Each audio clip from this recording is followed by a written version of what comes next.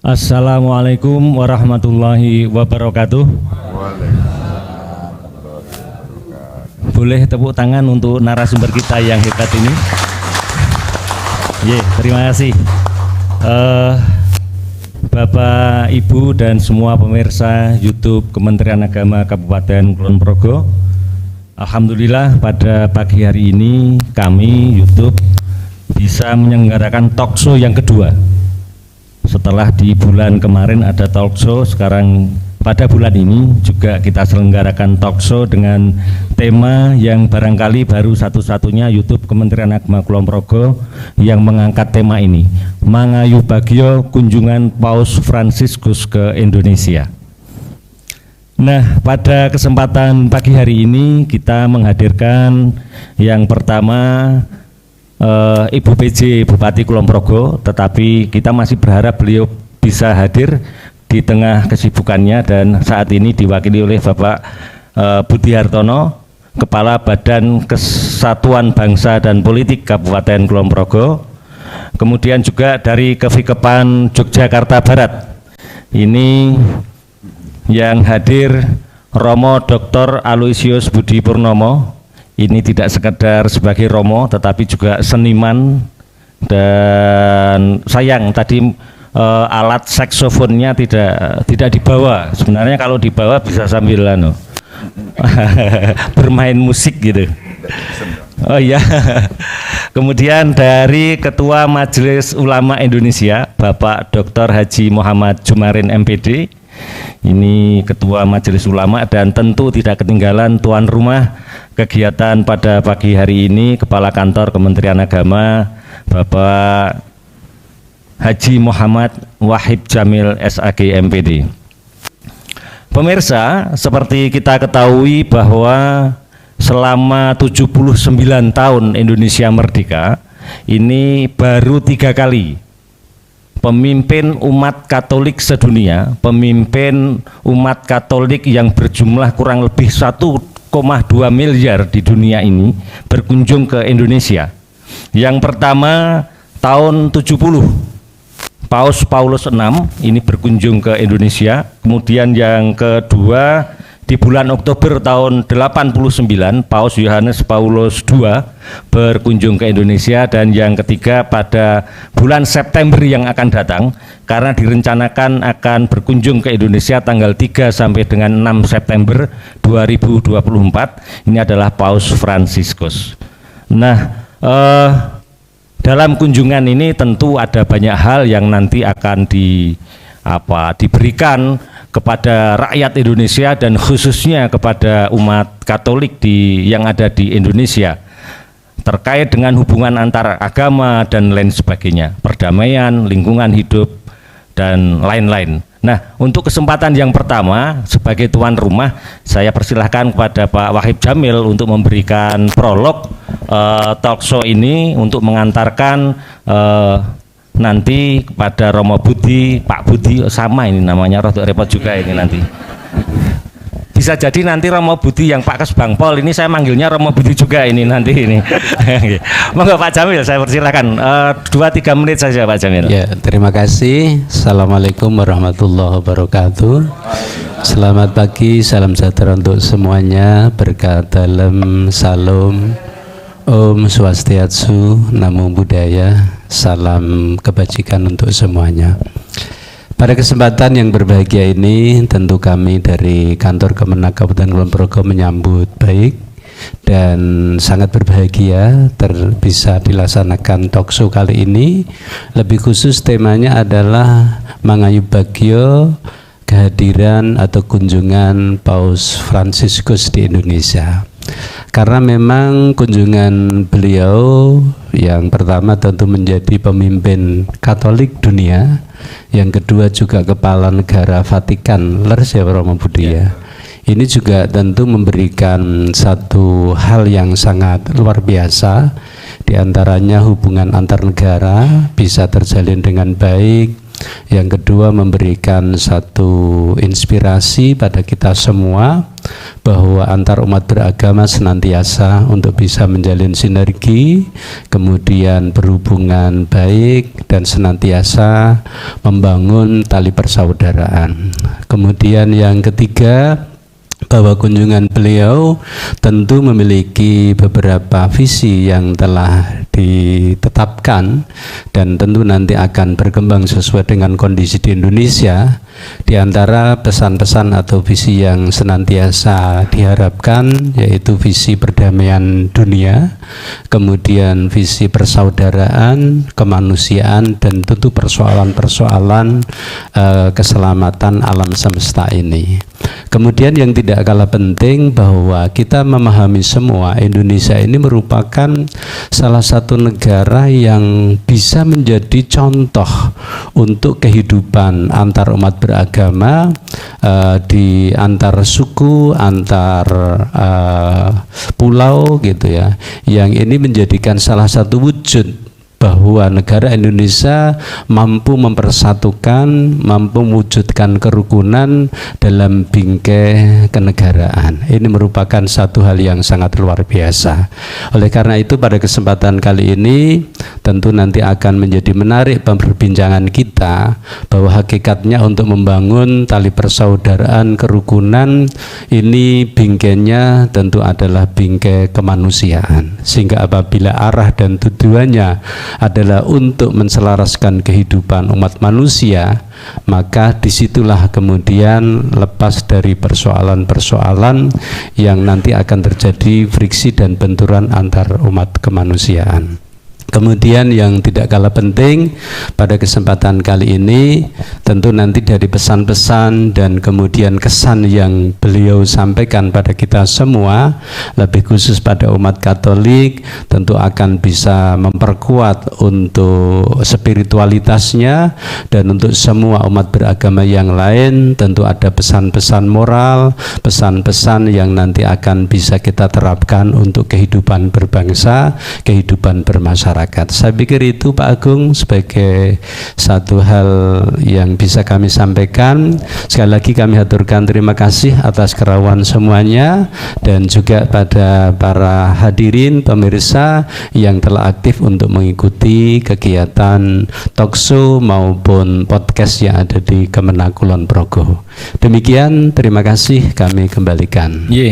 Yang menarik Pak Jamil, jadi ini kalau fakta-fakta tentang Vatikan, Vatikan itu negara terkecil di dunia. Itu hanya ada di kota Roma, kemudian ada benteng yang mengelilingi. Nanti mungkin Romo Budi bisa bercerita banyak, karena 2 minggu atau 3 minggu yang lalu baru berkeliling di Vatikan selama 6 hari ya Romo ya. Nanti bisa bercerita banyak. Dan ini terbentuk tahun 1929,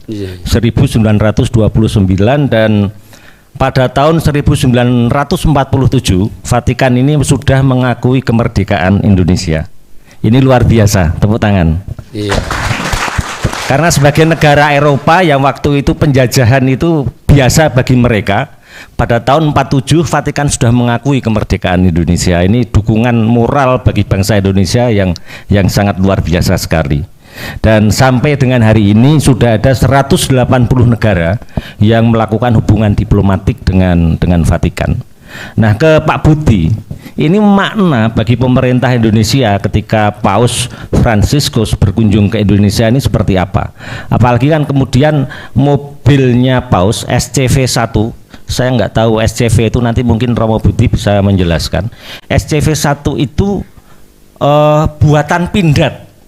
Artinya produksi kita itu dihargai sampai ke sana itu. Nah, ini monggo Pak Budi. Mic-nya di samping Pak Budi. Pak Budi bukan Romo ya. Iya,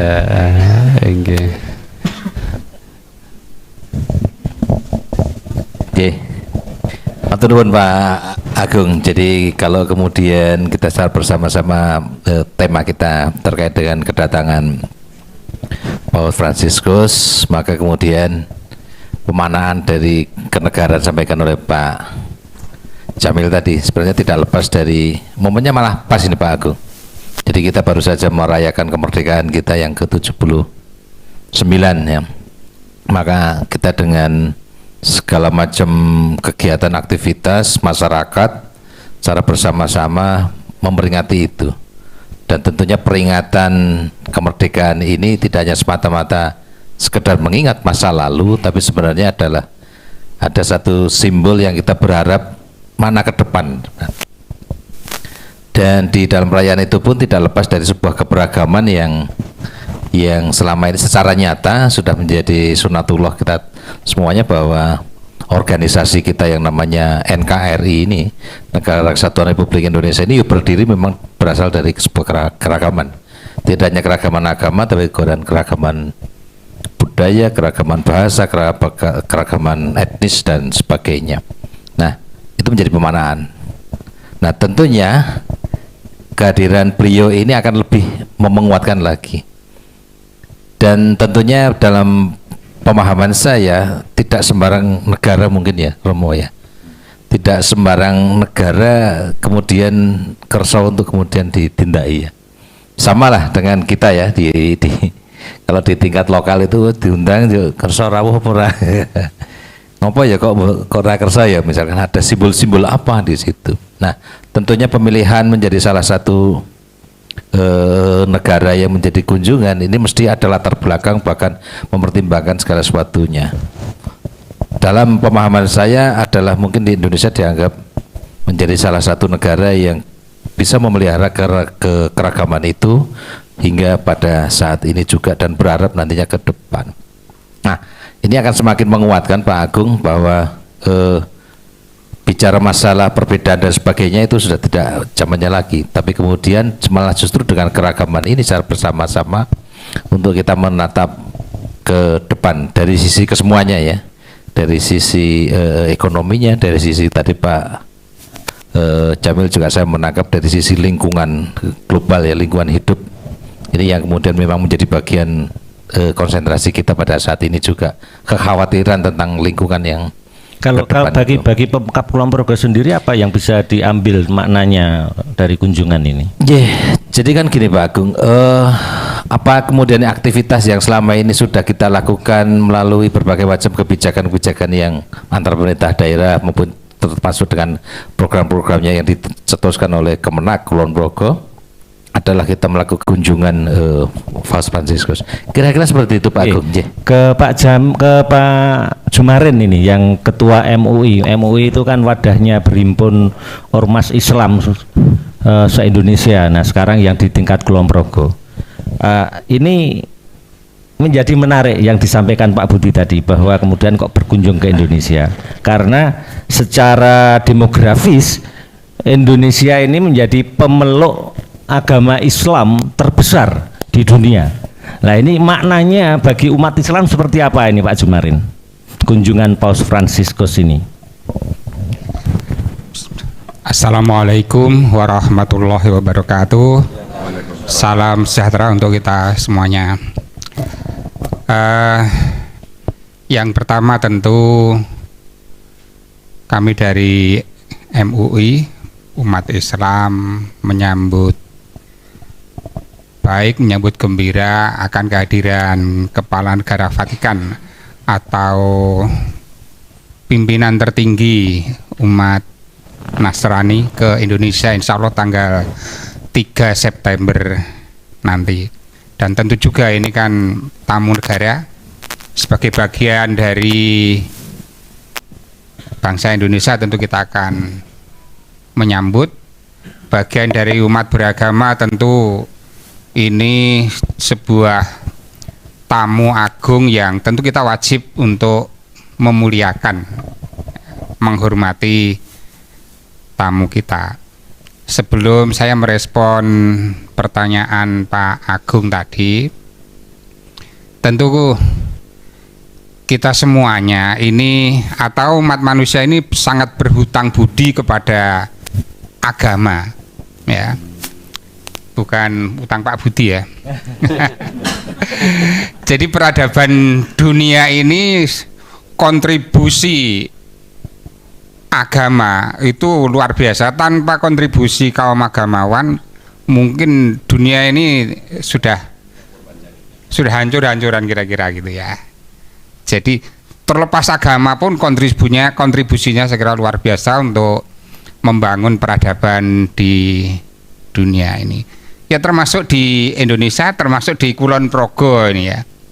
Ya jadi nggak mungkin pemerintah sendirian tanpa support dari kaum agamawan, dari orang Islam juga nggak mungkin bisa membangun peradaban tanpa agama-agama yang tokoh-tokoh agama yang lain. Nah, makna bagi umat Islam tentu yang pertama ini kunjungan Paus ke Indonesia ini saya kira punya makna yang luar biasa bagi umat Islam khususnya, apalagi bagi saudara-saudara kami Nasrani juga luar biasa sekali itu. Paling tidak akan mengajarkan kepada kami umat Islam ini bahwa kita tidak mungkin hidup sendiri, bahkan di peradaban ini kita harus bersama membangun persaudaraan. Pernah di sejarah itu kan terkonflik antara Romawi dengan Persia ya. Itu kan umat Islam waktu zaman Nabi itu lebih condong membela Romawi yang ya, dalam ini menarik, ini bisa diceritakan agak lebih detail ini. Ya dulu kan ada konflik antara Imperium Bizantium ya. Ya Roma Bizantium dan yang dalam tanda petik Nasrani kan. Ya. Kemudian Persia itu kan Majusi atau paganisme. Ya umat Islam zaman Nabi lebih condong mendukung, mengharapkan yang menang itu Romawi. Di Al-Qur'an surat Ar-Rum itu ya. Hulibatir Rum, mudah-mudahan Rum yang menang itu kan ya. Jadi sejak dulu sebenarnya persahabatan persaudaraan sudah terbangun. Dan tentu sampai sekarang itu dan ketika ada Piagam Madinah itu kan juga ini harus terus dikembangkan, termasuk sampai di sekarang dalam lingkup kecil di Kulon Progo. Dan saya terima kasih ke pemerintah daerah, ke Pak khususnya ke Kesbangpol juga Kemenak yang selama ini aktif sekali membangun kebersamaan di antara umat beragama, termasuk dari FK UB. Dan saya lihat di Kulon Progo alhamdulillah kondisinya sangat kondusif. Riak-riak kecil saya kira dinamika yang pasti ada, dan bagi saya justru yang kesamaan harus di blow up, diperbesar terus. Yang berbeda itu segera diatasi, tapi jangan yang dikapitalisasi, yang di blow up jangan, yang perbedaan kecil itu. Kesamaan harus diperkuat, harus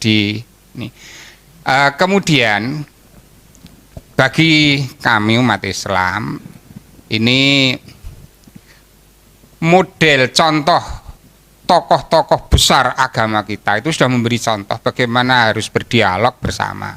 Misalnya pada dokumen Abu Dhabi yang sudah disepakati oleh Paus dan Grand Sheikh Al-Azhar itu juga menjadi contoh. Mereka yang pucuk-pucuk pimpinan sudah begitu dekat dialog, tentu yang bawah kita harus mengikuti. Apalagi ini tokoh-tokoh semuanya ini punya kewajiban juga untuk mengimbaskan kepada umatnya. Dan bagi Kulon Progo Indonesia terutama ini kehadiran Paus Paus Fransiskus ini bisa menjadi menjadi duta juga ya. Karena Islam di Eropa itu kan cenderung Islam Timur Tengah, Islam Pakistan ya, yang karakteristik berbeda dengan Indonesia ya. Indonesia yang begitu damai, yang begitu beragam, tadi disampaikan oleh Bapak Kemenak tadi pasti, dan lewat suara Paus nanti akan disampaikan ke dunia bagaimana model kepersaudaraan umat beragama di Indonesia akan disampaikan. Dan mungkin citra yang meskipun kecil ya, citra kecil Indonesia masih tidak aman, mungkin banyak dalam tanda petik radikal atau teroris, insya Allah nanti akan disuarakan di tingkat dunia oleh dengan kehadiran Paus ke Indonesia. Khusus di Kulon Progo saya kira kebersamaan persaudaraan kita tetap kita perkuat lagi, tentu dengan kultur, dengan tingkat, ya kalau dialog di tingkat akar rumput juga sulit ya Pak ya. Dialognya ya kerja bakti, kegiatan bersama gitu.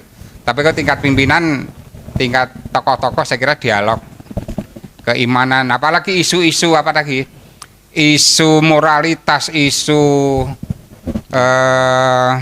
lingkungan ini menjadi tugas bersama ya.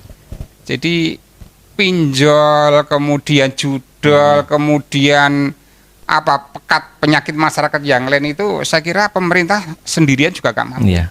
Ini harus disupport penuh oleh para tokoh-tokoh agama, umat beragama. Mungkin sementara itu. Artinya bahwa umat Islam ini menyambut baik kunjungan Paus dan berharap agar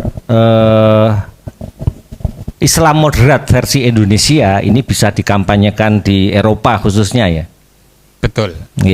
Oke, ini saya itu tambahan Pak Agung. Nggih, Jadi Jamil. kan di dalam randonya betul ya Romo Budi. Itu ada dialog lintas agama yang nanti akan dilaksanakan di Masjid Istiqlal. Oh iya Itu iya. sehingga di sana Masjid Istiqlal sudah menyiapkan tempat dan segala sesuatunya untuk membangun relasi antar umat beragama dengan kehadiran Paus Fransiskus itu. Kemudian setelah itu baru lewat lorong penghubung ke katedral itu. Itu menunjukkan bahwa secara kultur Indonesia sudah membangun bagaimana dialog lintas agama, kemudian secara fisik disimbolkan dalam bentuk saling menghubungkan antar rumah ibadah itu sendiri. Sudah dapat bocoran dari Gusmen agak nyawa kepala kantor. Karena ini kan kunjungan Paus Fransiskus ke Indonesia ini kan sudah disampaikan oleh Gusmen sejak bulan April tahun 2024. Dan agaknya Pak Kepala Kantor sudah dapat bocoran. Nah, ini kemudian saya ke Romo Budi, bukan Pak Budi ya, ke Romo Budi.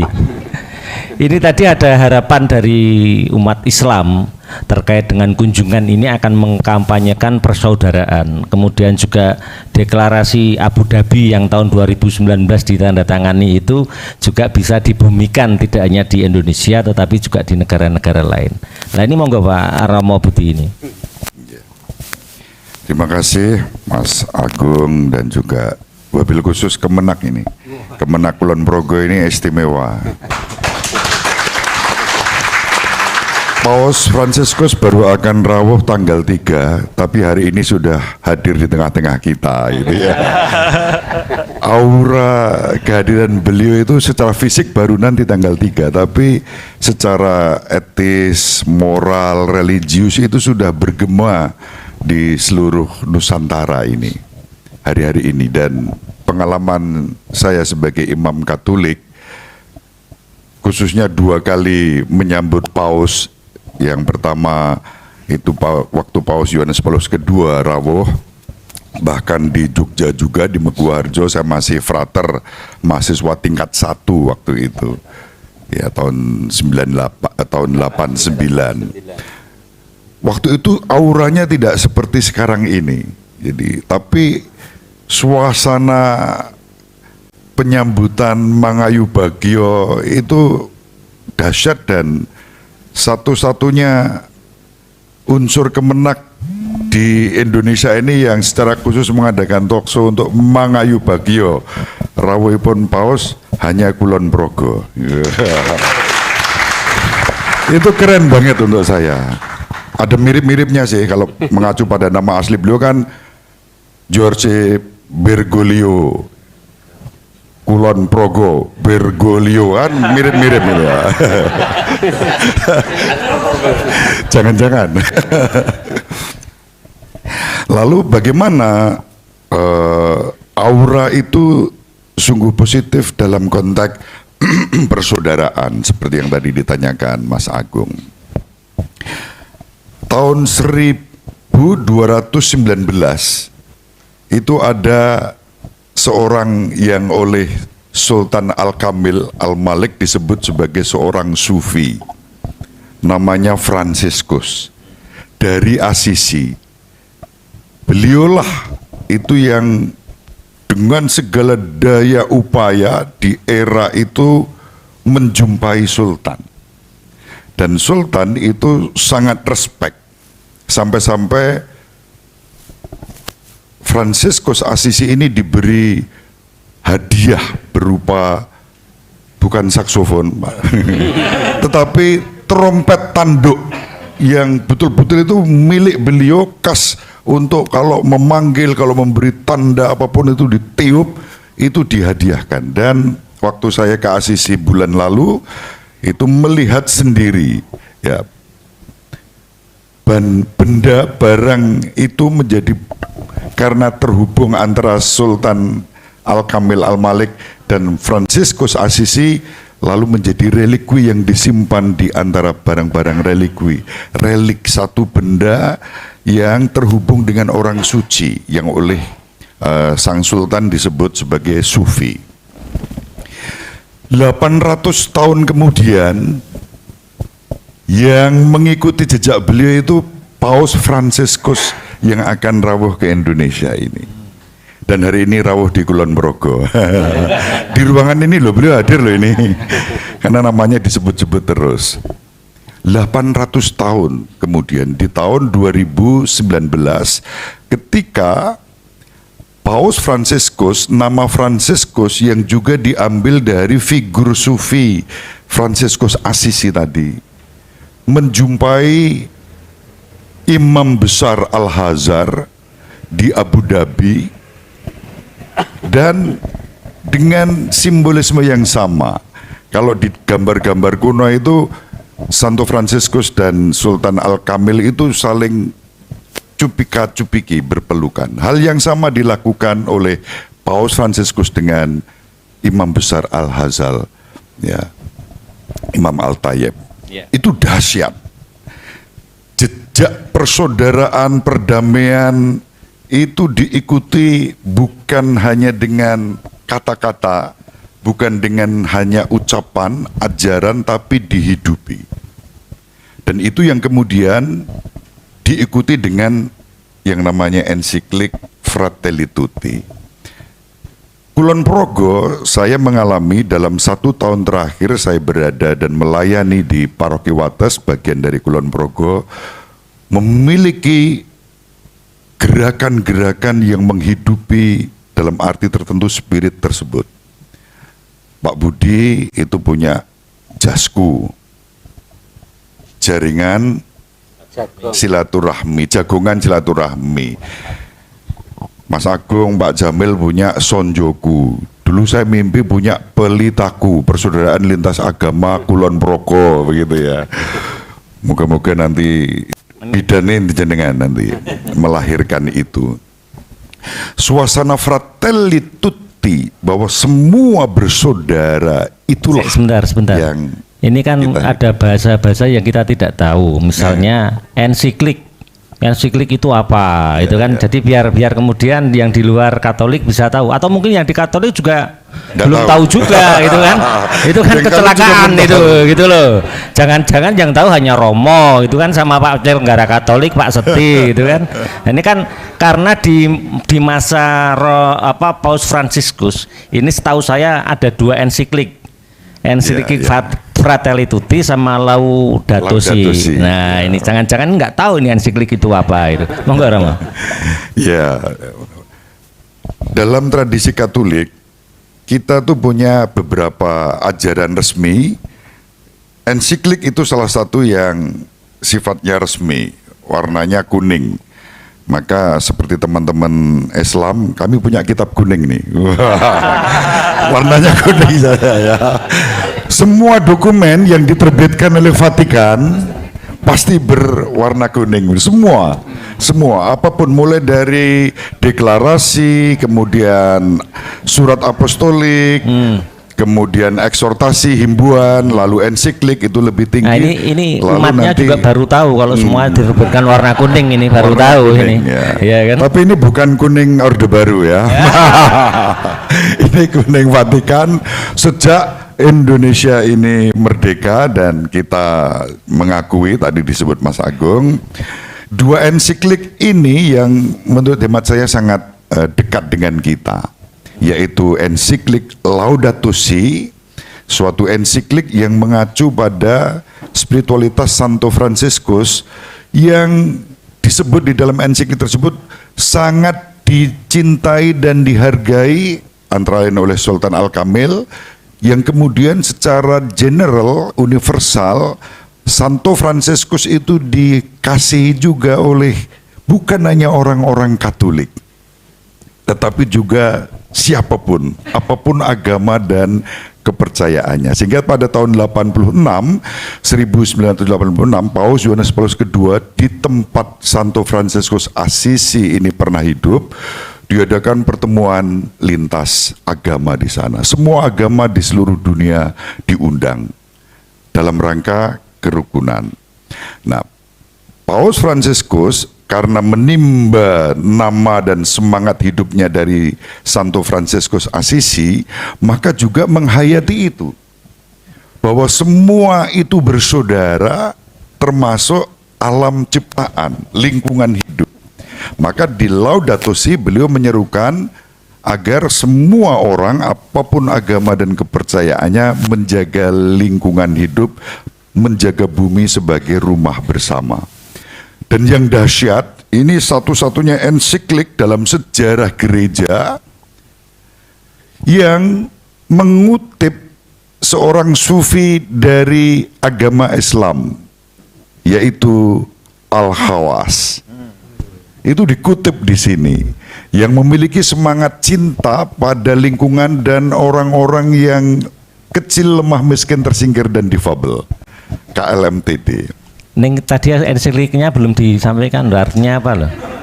Ensiklik tadi saya sampaikan bahwa suatu ajaran yang kurang lebih resmi dan mengikat untuk semua umat. Tingkatannya ada di situ, mulai dari deklarasi, kemudian surat apostolik, lalu eksortasi, lalu ensiklik, lalu konstitusi yang paling tinggi mengikat. Besok ulangan dikeluar ya pasti ya untuk para jemaatnya ya. Untuk Kemenak ya. Itu yang pertama. Lalu yang kedua, kelanjutan dari dokumen Abu Dhabi yang tadi sudah disebut oleh bapak-bapak sebelumnya, suatu ajaran dari Paus Fransiskus yang menegaskan bahwa semua di antara kita itu bersaudara. Dan itu keunikan dari beliau. 3 keunikan Paus Fransiskus adalah: 1, sangat dekat dengan KLMTD, kaum kecil, lemah, miskin, tersingkir, dan difabel, tanpa diskriminasi. Maka kalau panjenengan ingat peristiwa Lampedusa, di satu pantai tempat para pengungsi yang terpental di situ, beliau langsung datang dan berdoa di situ. Tidak kemudian menolak, tetapi menerima para migran yang karena lari ya, karena situasi sosial politik di negaranya, lalu pergi dan dari laut dilempar ke pantai itu. Paus Fransiskus menerima. Kemudian lingkungan hidup. Lalu yang ketiga, persaudaraan sejati, dan itu ada di Kulon Progo. Mulai dari kita menu khusus geblek itu kan gini kan. Itu kan geblek. Nggak berani orang geblek nek urung kenal. Iya. Saya merenungkan dalam satu tahun ini, dari makanan geblek khas Kulon Progo itu ada muatan persaudaraan yang kuat di situ. Nggak berani, jangankan nyenggol geblek. Itu nanti jangan bikin lagu tentang geblek ini. Jadi mangayu bagi Rawuhipun Paus Fransiskus dalam konteks Kemenak Kulon Progo bagi saya dahsyat, dan ini yang saya ikuti satu-satunya yang memang secara khusus membuat momentum ini menjadi penting. Di tempat lain ya medsos itu oke, Kompas TV itu oke, tapi yang lain-lain enggak. Tapi resmi Kemenak bahkan dihadiri oleh studio Kemenak ini bukan studio kecil di bawah, tapi aula yang istimewa.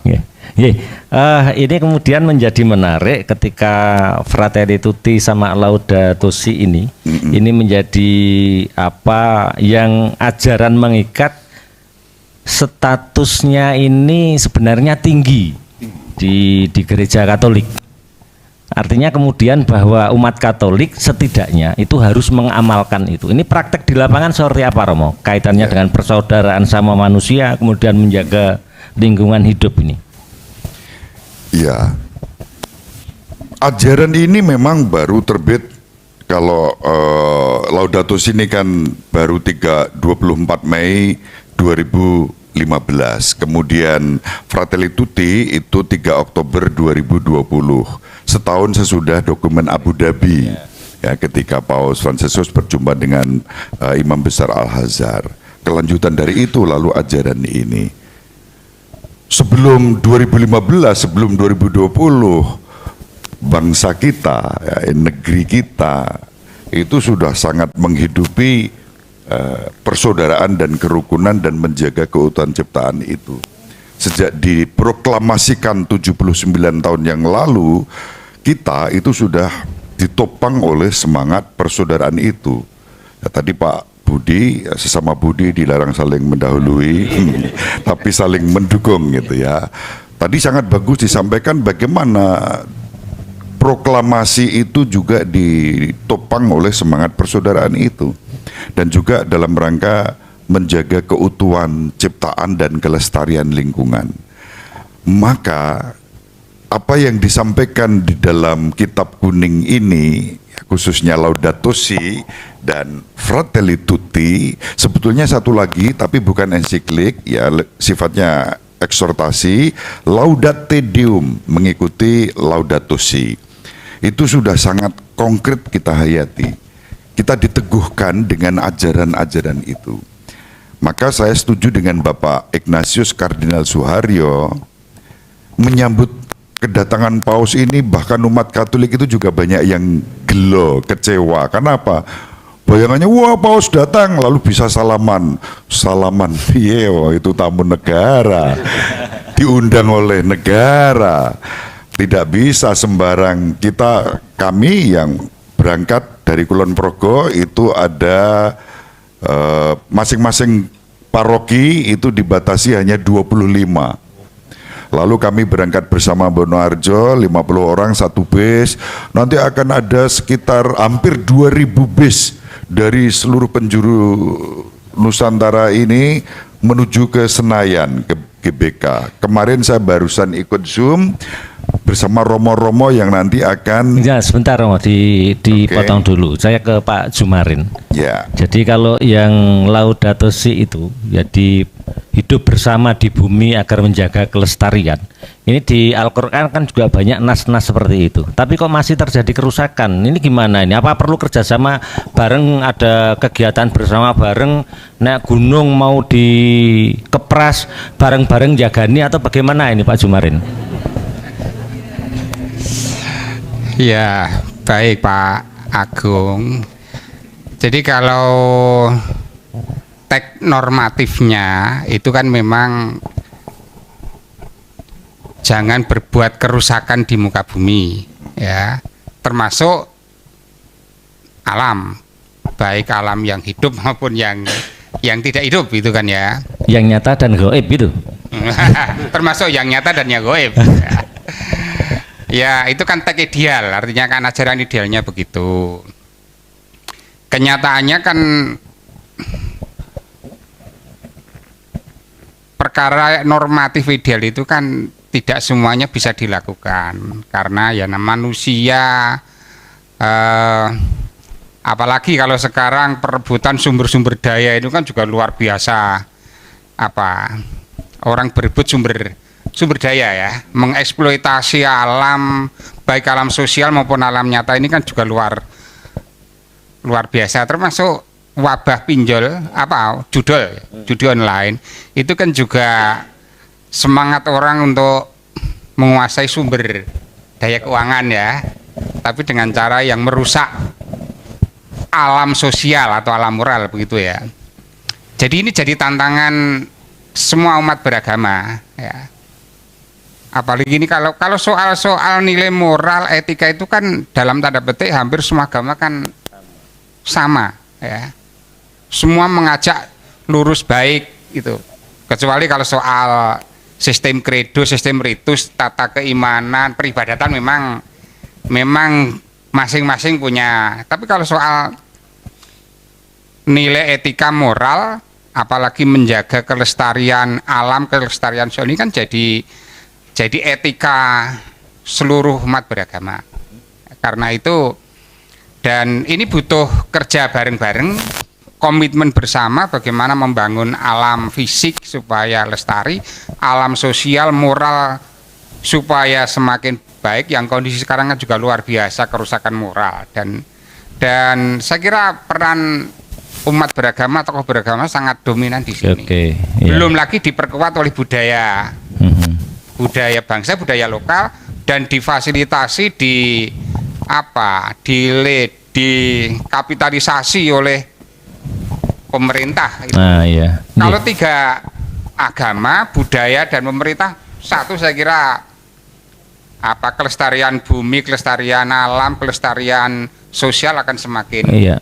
Tapi kalau sendiri-sendiri ya sulit. Ini di sini pemerintahnya ada dua, Pak Jumarin. Nah, yang dilakukan Kemenak untuk hal tersebut apa, Pak Jamil? Ini kan memanfaatkan momentum kunjungan Paus dengan spirit Laudato Si tadi itu. Itu bagaimana nih yang dilakukan Kemenak? Ya, terima kasih Pak Agung. Jadi dalam analisis kami ya, diantaranya para tokoh-tokoh agama ketika menyampaikan pesan-pesan kepada umatnya, ya Islam, Katolik, Kristen, Hindu, Buddha gitu ya. Kadang mereka cenderung untuk memahamkan tekstualnya dan lebih cenderung pada persoalan tata peribadatan, sehingga unsur-unsur terkait dengan kemanusiaan, dengan alam, kemudian juga dengan berbagai unsur yang lain, hal seperti ini masih sangat minim, Pak Agung. Contoh mungkin dalam Islam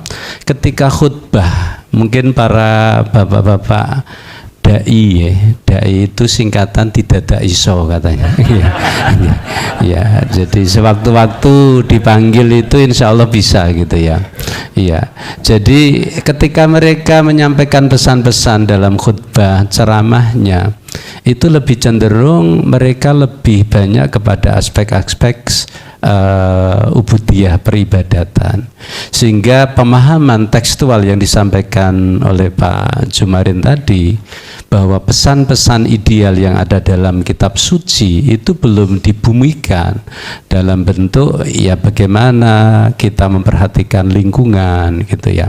Walaupun dalam aspek yang lain sudah cukup banyak ya. Satu contoh misalkan perhatian terhadap tadi yang disampaikan Romo Budi bahwa terkait dengan kelompok disabilitas, kaum duafa gitu ya, anak yatim piatu, hal seperti ini menjadi perhatian karena memang di situ ada unsur yang memang langsung menyentuh hati nurani. Tetapi dalam persoalan-persoalan yang lain seperti lingkungan itu ya kadang-kadang kita akan memberikan satu perhatian khusus ketika sudah terjadi musibah, baru kemudian kita bergerak bersama-sama. Mungkin itu satu hal. Sehingga harapan kami tentu teks-teks kitab suci itu harus disampaikan dalam bentuk yang lebih membumi. Nah ini kan kemudian tadi Pak Jumarin mengatakan ada 3 sinergi pemerintah. Lah ini pemerintah yang satunya ini belum komentar ini. Pemerintah daerah ini kan yang lebih punya power di tingkat kabupaten. Nah ini gimana ini Pak Budi? Jadi gini Pak Agung, secara nyata dan sudah kita lakukan dengan beberapa kebijakan. Kalau dari sisi regulasi memang kita sudah mengeluarkan untuk utamanya di dalam melakukan pembangunan berwawasan lingkungan, itu sudah kita ciptakan di sana. Dan hal-hal yang lain, pembangunan apapun itu juga mendasarkan sana. Terkait dengan menjaga lingkungan, mungkin sudah kita lakukan oleh pemerintah daerah, mungkin dengan Kemenak juga berkolaborasi yang melepas ikan bagi yang baru nikah di KUA kemudian ya Joko Kaliku, kemudian dari karena ada Sipatin dan sebagainya itu kan program-program untuk mengupayakan memberikan edukasi pada masyarakat bahwa kita menjaga lingkungan itu, tidak hanya melepas bibit ikan tapi juga mungkin dengan menanam pohon. Ajaran-ajaran disampaikan Pak Anu tadi bahwa hubungan agama budaya dan sebagainya pun sebenarnya juga menjadi bagian apa yang kalau dulu mungkin kalau ngelairke nanti wajib menanam pohon satu misalkan. Itu ada upaya-upaya yang sebenarnya sudah kita rasakan bahwa memang bumi ini harus dijaga. Nah, permasalahan saat ini yang kemudian karena berlebihan, karena tuntutan apa ya? Sebenarnya bukan tuntutan investasi, bukan, tapi kemudian berlebihan eksploitasi bahkan dalam bahasa saya keserakahan gitu yang kemudian melebihi batas-batas tertentu sehingga kerusakan lingkungan itu menjadi sangat memprihatinkan sekarang ini. Termasuk di Kulon Progo ya. Kerusakan lingkungan. Ya. Berarti ada yang serakah di Kulon Progo. Nah, seperti itu. Harus ada tindakan di situ. Ingatan Pak Agung. Jadi ternyata di Kulon Progo ini tanggapan terkait dengan ya sejak awal sebelumnya, tetapi semoga ini nanti semakin meningkat semangatnya dengan adanya kunjungan Paus Fransiskus itu. Gitu ya Romo ya. Gini Mas. Enggak. Lewat Kulon Progo enggak? Ini ada yang bertanya di YouTube ini. Di live chat ada yang bertanya, nanti kunjungan Paus lewat Kulon Progo enggak? Rutenya mana saja gitu. Iya. Sayangnya tidak ya, tapi tadi apa yang dipesankan diajarkan dalam Laudato Si yang saya dalami secara khusus sehingga saya menawarkan berangkat dari pengalaman yang sudah ada satu proposisi teoritis tentang model kepemimpinan ekoteologis interreligius. Karena apa? Semua agama seperti yang disampaikan Pak Jumarin tadi punya teks-teks kunci di dalam kitab suci masing-masing, komitmen untuk menjaga bumi rumah bersama. Cuma persoalannya ini masih bergerak sendiri-sendiri. Nah, bagaimana kita sekarang bergerak bersama, dan itu yang diusulkan oleh Paus Fransiskus melalui ensiklik Laudato Si. Lalu saya membaca, mendalami, dan kemudian menemukan bukti-bukti tekstual, lalu gerakan-gerakan akar rumput yang ada di kawasan pegunungan Kendeng Utara. Dari situ kemudian saya tawarkan gagasan, ternyata model kepemimpinan ekoteologis interreligius, yaitu kepemimpinan yang ramah dan peduli pada lingkungan hidup sesuai dengan dasar-dasar Alkitabiah agama masing-masing, itu bisa menjadi gerakan bersama untuk merawat bumi rumah bersama. Oke, tepuk tangan, ini ternyata luar biasa sekali. Dan bagi yang pengen bertanya di live chat silahkan untuk bertanya, dan ini ada jangan segera diakhiri, itu ada yang WA saya karena ini sangat menarik sekali, tetapi kemudian menjadi tidak menarik kalau yang di depan ini yang ngendiko saja. Maka saya ingin komentar dari lembaga agama. Yang pertama dari Ketua FKUB untuk memberikan komentarnya.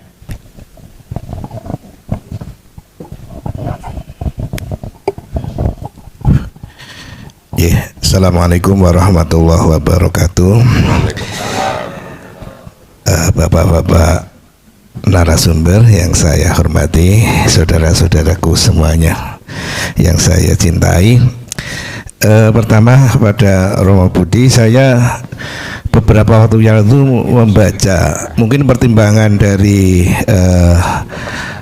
Paus itu banyak untuk mengunjungi Indonesia, tapi yang menjadi triggernya itu adalah lorong kerukunan yang menghubungkan antara Istiqlal dengan katedral. Ya, itu kayak saya baca itu yang menjadi ketertarikan Paus untuk mengunjungi. Ada sebuah lorong yang menghubungkan simbol tempat ibadah nasional umat Islam dengan umat Katolik.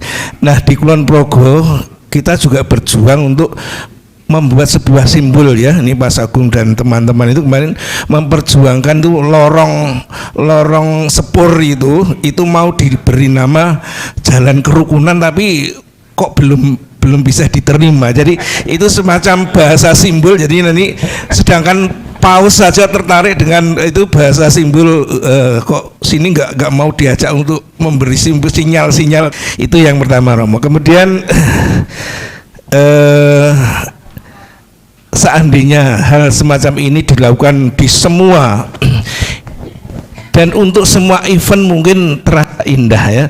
Saya itu kadang-kadang kalau mendengar tokoh tertentu di sana ditolak, di sana dilarang, itu kadang-kadang NKRI ini kan hukumnya satu, selama orang ini tidak melanggar hukum itu bebas bergerak dari satu daerah selama masih NKRI. Saya kadang-kadang kalau ada penolakan tokoh apa, saya itu malah prihatin gitu ya. Ini kan masih NKRI, masa orang mau ke sana ditolak? Padahal mereka tidak.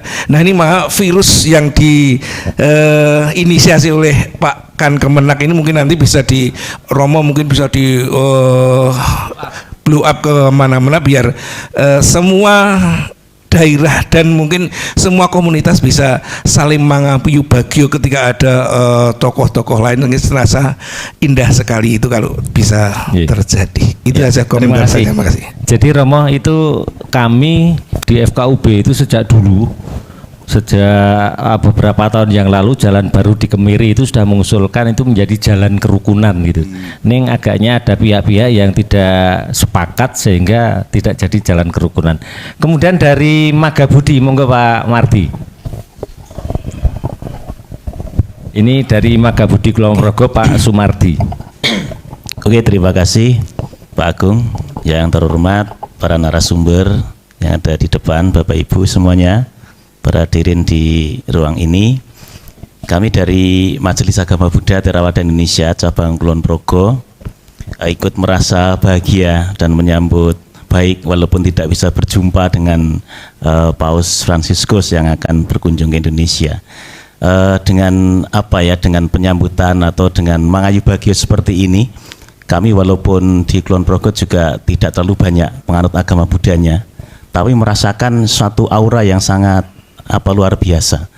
Karena di televisi sudah ditayangkan berita-beritanya dari beberapa hari yang lalu, sehingga mungkin nanti apa yang dibawa dari Vatikan ke Indonesia ini juga akan menjadi menjadi semacam kekuatan untuk bisa diikuti oleh seluruh masyarakat Indonesia, bisa menjaga kerukunan, persaudaraan di antara kita yang memang pada kenyataannya kita itu suatu bangsa yang sangat majemuk dalam berbagai hal. Saya kira begitu Pak, terima kasih. Kemudian dari Parisada Hindu, monggo Pak Putu. Kemudian dari PGI, ada enggak wakilnya? Belum nggih, monggo Pak Putu. Terima kasih atas waktu yang diberikan pada saya. Yang terhormat narasumber, dari kami dari Parisada Hindu Kulon Progo, ya walaupun agama Hindu di Kulon Progo sangat kecil ya, kami semuanya mengayu bagio atau menyambut kehadiran Paus di Kulon Progo. Sedamana apa yang disampaikan Pak Romo tadi masalah kerukunan untuk di agama kami sudah ada Wasudewa Kutumbaka, yang dimaksud adalah kita bersaudara. Sampai saat ini di Kulon Progo suasananya rukun, belum ada gesekan-gesekan apapun untuk antara agama. Jadi dengan kehadiran uskup Paus di Kulon Progo mudah-mudahan membawa kerukunan atau apa yang akan disampaikan mempengaruhi umat di Kulon Progo. Kiranya itu yang dapat sampaikan. Terima kasih. Ya, terima kasih. Jadi ini sambutan dari lembaga-lembaga agama ternyata menyambut baik. Romo, monggo komentarnya Romo. Yang pertama untuk yang disampaikan Bapak Ketua FKUB kita, lorong kerukunan antara Masjid Istiqlal dan Katedral dan sebaliknya, ini nanti akan di-blow up menjadi lorong kerukunan untuk tingkat dunia. Karena salah satu alasan Paus mengunjungi Indonesia adalah satu, Islam di Indonesia itu sungguh Islam sejati rahmatan lil alamin. Jadi konsep dasar itu ada di Vatikan.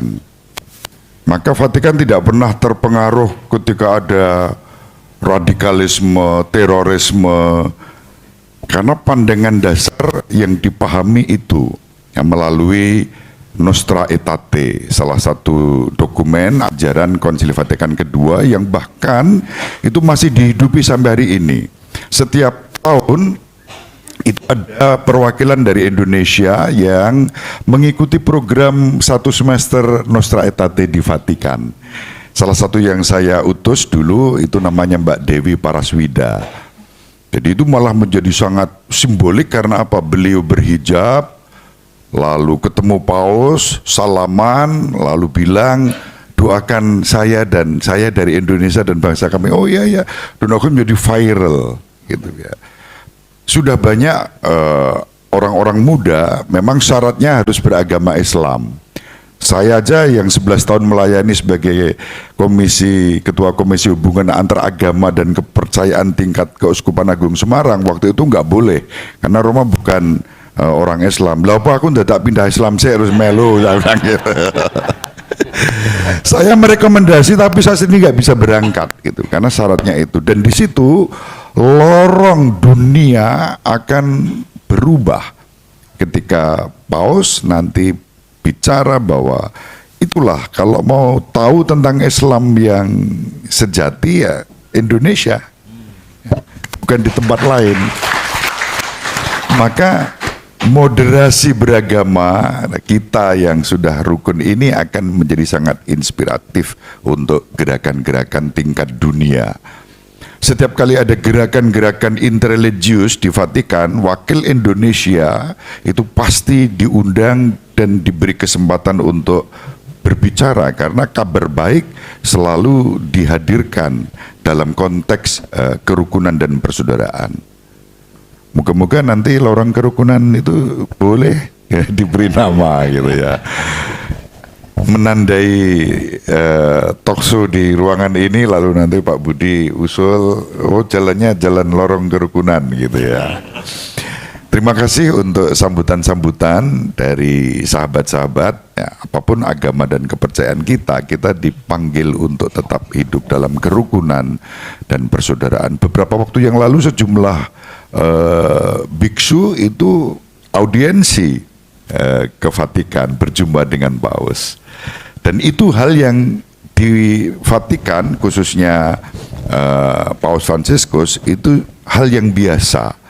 Ya, berjumpa dengan tokoh-tokoh lintas agama itu bagian dari komitmen beliau menghayati spiritualitas Fransiskus Assisi tadi yang kebetulan dipakai sebagai nama oleh beliau. Dan memang Paus ini selalu out of the box ya.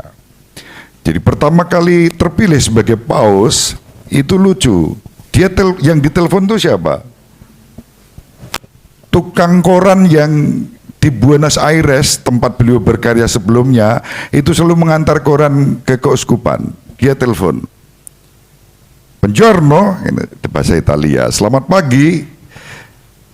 Lalu mulai bilang, mulai besok jangan kirim koran ke keuskupan ya, karena aku sudah pindah di Vatikan ini. Gitu.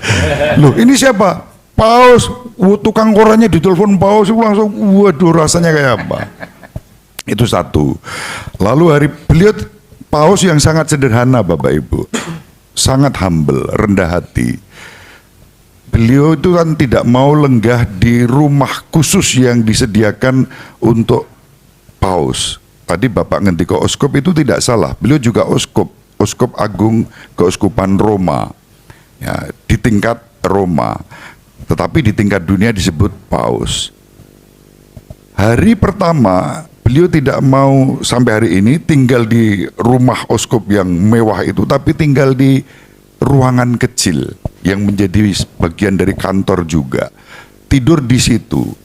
Lalu pagi-pagi keluar itu ada Swiss Guard, tentara khusus Paus ya, yang selalu berasal dari Swiss, yang pakaiannya warna-warni itu, merah, kuning, hijau, biru, boes, warna-warni, simbol keberagaman. Kaget, "Loh kok kamu berdiri di sini?" "Memang di sini tidak aman," katanya. "Loh saya memang disuruh berdiri di sini." "Yang nyuruh siapa?" "Atasan saya." "Oke, Dia masuk, lalu keluar lagi bawa kursi. Silahkan duduk. Kamu pasti capek ya semalam-malaman berdiri di sini. Gitu. Loh tidak boleh. Loh yang tidak boleh, yang melarang siapa? Atasan saya. Loh atasanmu di sini siapa? Kan saya paus. Saya lebih tinggi dari atasanmu gitu ya. Lalu duduk, dia masuk lagi, bawa sandwich. Kamu belum sarapan kan? Sarapan dulu. Jadi out of the box dalam kepedulian manusiawi terhadap orang-orang kecil seperti itu. Itu kekasan beliau. Sehingga kunjungan beliau ke negeri kita, ke Indonesia itu sebetulnya seperti tumbuh oleh tutup. Bukankah negeri kita adalah negeri yang selalu mengutamakan kerukunan, perdamaian, ya, semua orang bersaudara, budaya rukun, andap asor, lembah manah, itu kan ada pada kita semua. Maka tumbuh oleh tutup. Moga-moga nanti ini menjadi berita yang membawa perdamaian untuk dunia. Ya. Ini sudah 1 jam lebih kita ngobrol-ngobrol di talk show ini. Sebenarnya masih banyak hal yang bisa kita bahas, kita kupas terkait kunjungan Paus Fransiskus ke Indonesia, tetapi karena sudah 1 jam lebih dan sebentar lagi nanti juga akan memasuki waktu sholat duhur, saya kira nanti akan segera kita akhiri.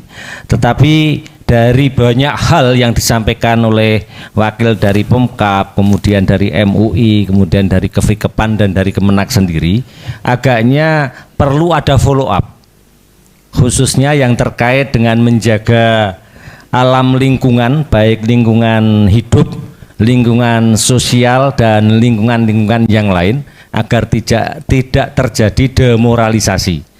Nah ini monggo Pak Jamil ini mau memfollow up-nya seperti apa? Apakah dengan program yang disampaikan tadi Sonjoko atau bagaimana? Terakhir monggo Pak Jamil. Terima kasih dari Romo Budi yang menginspirasi dan menyampaikan kekhasan dari Paus Fransiskus yang ini tentu akan menjadi sesuatu perilaku yang sangat menarik untuk kehidupan umat manusia. Sehingga untuk tindak lanjut, mari Pak Budi nanti tentu kita mengajak dengan pendekatan agama yang friendly, kalau bahasa MUI DIY gitu ya. MUI DIY kemarin sowan ke Ngerso Dalem, dan ada satu hal yang khusus yang ingin dibawa di DIY, yaitu religious friendly. Jadi bagaimana agama itu ramah terhadap semua aspek, ramah antar umat beragama, ramah terhadap lingkungan, ramah terhadap alam semesta, termasuk juga tentu ramah terhadap sang penguasa, yaitu Tuhan yang kita yakini. Tuhan yang kita yakini masing-masing. Artinya dengan semua aspek itu kemudian kita semuanya memiliki unsur keramahan. Tentu dengan dasar itulah maka kita akan bisa menjalin kerjasama, karena memang puncak dari sebuah kerukunan itu hakikatnya ada di kerjasama. Jadi kalau kita dialog itu mungkin masih bagian-bagian dari kerukunan, tapi kalau kita sudah bisa menyatu, bekerja sama, saling membantu, bahkan mungkin saling melindungi satu dengan yang lain, itulah menjadi puncak dari sebuah kerukunan.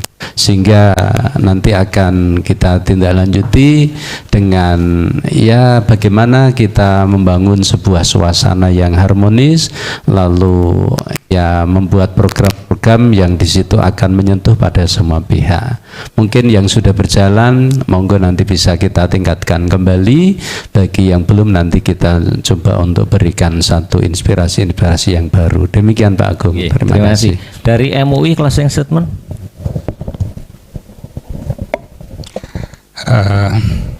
Saya kira acara pada siang hari ini mengayu bagio kerawuhan Uskup ke Indonesia ini luar biasa. Kita bisa dipertemukan dengan para tokoh agama yang lain bersama. Mudah-mudahan ini jadi embrio ke depan yang lebih baik lagi, membangun kebersamaan, persaudaraan antar umat beragama, antar masyarakat, sehingga terwujud kedamaian dalam hidup. Iya. Terima kasih. Iya. Dari Pemkab monggo closing statement. Jadi gini Pak Agung, tentunya kehadiran dari Paus Fransiskus menjadi sesuatu yang pastinya akan bermakna, dan makna itu akan menjadi tidak bermakna kalau kemudian kita sendiri tidak melakukan perubahan. Kira-kira seperti itu Pak yang saya sampaikan. Iya. Terakhir Romo Budi closing statementnya. Pertama, terima kasih atas antusiasme dan perhatian untuk mengayu bagio rawuhipun Paus Fransiskus dari Kulon Progo untuk dunia, bukan hanya untuk Indonesia, ini untuk dunia. Yang kedua, pesan dasar beliau Laudato Si, Fratelli Tutti, mari kita merawat bumi rumah bersama, apapun agama dan kepercayaan kita, bergerak bersama, lalu membangun persaudaraan yang sejati di antara kita. Terima kasih. Iya, berikan tepuk tangan untuk narasumber kita.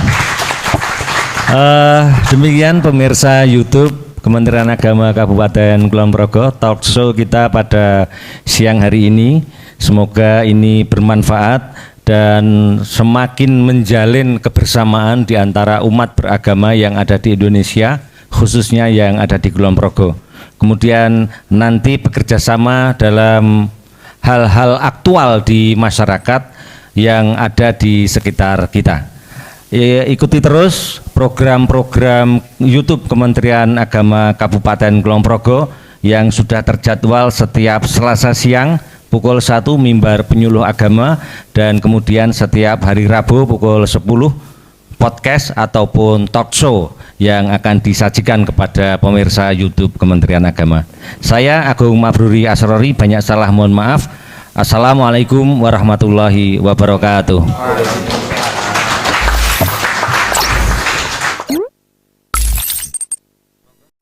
Sahabat peradaban kasih yang terkasih, sampai jumpa pada episode berikutnya.